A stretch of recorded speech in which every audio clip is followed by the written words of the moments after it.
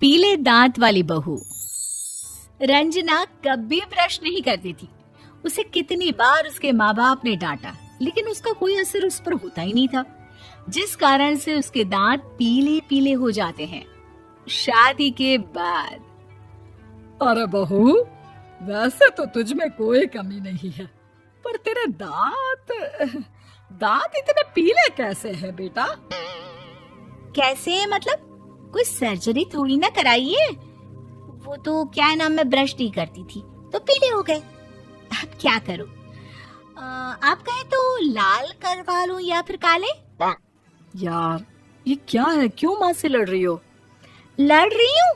अरे मैं लड़ रही हूँ या ये बोल रही है कि दांत पीले हैं, पीले। अरे तपस्या थोड़ी ना की है इन्हें पीले करने के लिए।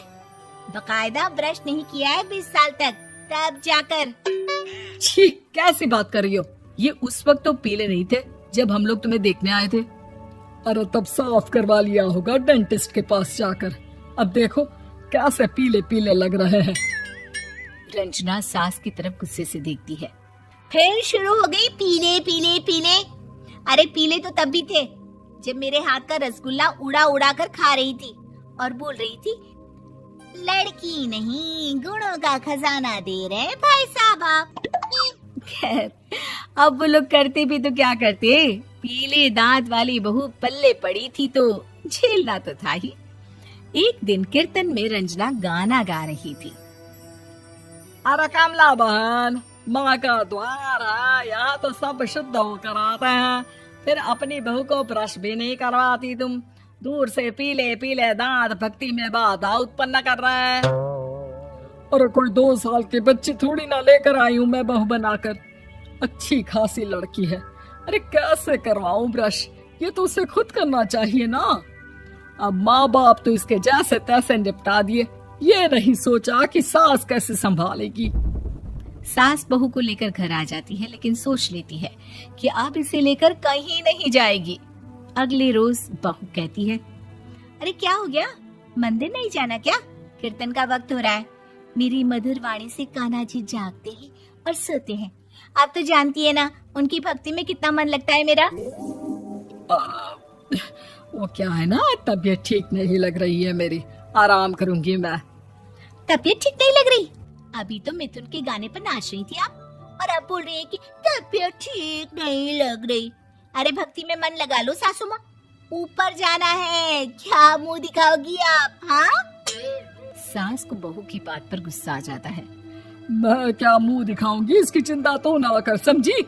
अपने मुंह की चिंता कर, जो ये पीले पीले दांत लेकर हर जगह पहुंच जाती है। पता है लोग कितना मजाक बनाते हैं। ना जी ना, मैं नहीं जाना कहीं तेरे साथ। तो ये बात है। कोई ना, मत जाओ, मैं अपने कमरे में ही बैठकर भक्ति कर लूंगी। ऊपर वाला दांत थोड़ी ना देखता है, मन देखता है, भावना देखता है। और अरे बस बस, तू सब कुछ दिखा, बस ये सफेद चमकदार दांत ना दिखाना किसी को, है? जा यहाँ से। बहू को सास की बात का कोई फर्क नहीं पड़ता, वो तो जैसी थी वैसी ही रह जाती है। सुबह नहाकर किचन में खाना बनाना, फिर खाना खाना, कीर्तन भजन करना और सो जाना। एक दिन, माँ जी मैं सहेली के घर जा रही हूँ, शाम को लेट आऊंगी। हाँ हाँ तो जाना, मैंने कौन सा तेरी आरती करनी है घर पर बैठकर। रंजना सहेली के घर जाती है, जहाँ वो पार्टी में जाने की तैयारी कर रही होती है। अरे शिखा, कहाँ जाने की तैयारी कर रही है? मैं गलत वक्त पर आ गई क्या? अरे नहीं यार, उल्टा सही वक्त पर आई है।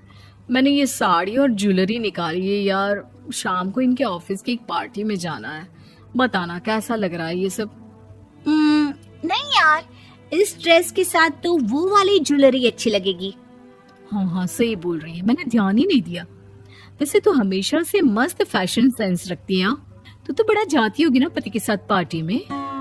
रंजना कुछ नहीं बोलती, बस सोचती है कि यार काश ये बात सही हो जाती। पर मैं क्यों नहीं जाती पार्टी में? क्या इन लोगों की कोई पार्टी होती नहीं होगी? रंजना घर आती है और रात में पति से सवाल करती है, एक बात बताइए, आप मुझे किसी पार्टी में क्यों नहीं ले जाते? क्या आपकी यहाँ ऑफिस में पार्टी नहीं होती? पति बेचारा क्या कहता कि दांत पीले हैं तुम्हारे इसलिए। अरे कोई पार्टी होती नहीं हम लोगों के ऑफिस में, तो कहाँ से लेकर जाऊं? और मार्केट, मॉल, कहीं वीकेंड घूमना, कहीं तो। अरे यार, सारे हफ्ते में एक छुट्टी मिलती है, तो सोचता हूँ कि आराम ही कर लूं। क्यों? रंजना मन मार के रह जाती है। पहले कभी सास के साथ मंदिर जाया करती थी, लेकिन वो भी सास ने ले जाना बंद कर दिया। घर बैठी बैठी रंजना बोर हो जाती है। तभी उसे आइडिया आता है और वो मायके जाने का सोचती है। सासू माँ, 2 दिनों के लिए मम्मी के घर जा रही हूँ। अच्छा अच्छा, ठीक है, आराम से जा। और हाँ, माँ से कुछ अच्छी आदत सीख कर आना कि कैसे शरीर के हर भाग की तरह दांतों की सफाई भी जरूरी होती है, समझी? शुरू हो गई ना आप। वो लोग आपकी तरह नहीं है कि छोटी छोटी बात का बतंगड़ बना दे। उन लोगों के लिए मैं मायने रखती हूँ, ना कि मेरे पीले पीले दांत। रंजना माँ को बिना बताए उन लोगों को सरप्राइज देती है, लेकिन जैसे ही वो दरवाजे पर पहुंचती है, अंदर देखती है कि घर वाले कहीं जा रहे होते हैं। अब माँ, काश रंजना दीदी के दांतों वाली प्रॉब्लम नहीं होती, तो वो भी हम लोगों के साथ चलती ना बुआ जी की बेटी की शादी में। हाँ बेटा, लेकिन अब उसे कौन समझाए कि उसको उसके पीले दांत नहीं दिखते, लेकिन उसके आसपास के लोगों को कितना एम्बैरेसिंग फील कराते हैं। मुझे तो कितनी बार उसके स्कूल की टीचर ने शिकायत की कि उसके साथ कोई लड़की बैठना भी नहीं चाहती, और ना ही कॉलेज में कोई उससे बात करना चाहता था। लेकिन पता नहीं क्यों उसे ये बात समझ में ही नहीं आती। कोई कमी नहीं है उस लड़की में, बस यही कि दांत पीले हैं। वो तो भला हो जीजा जी और उनकी माँ का, जो दीदी को जैसी है वैसे ही रखा हुआ है। रंजना को अपने घर वालों की बात सुनकर बहुत दुख होता है। वो सोचती है कि वो क्या करे, लेकिन फिर वो सीधा डेंटिस्ट के पास जाती है, अपने दांत चमकाती है और कसम खाती है कि वो रोज ब्रश करेगी। अरे क्या हो गया?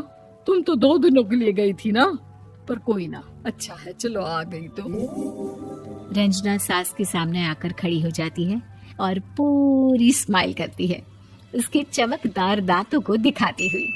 हैं? चले मंदिर?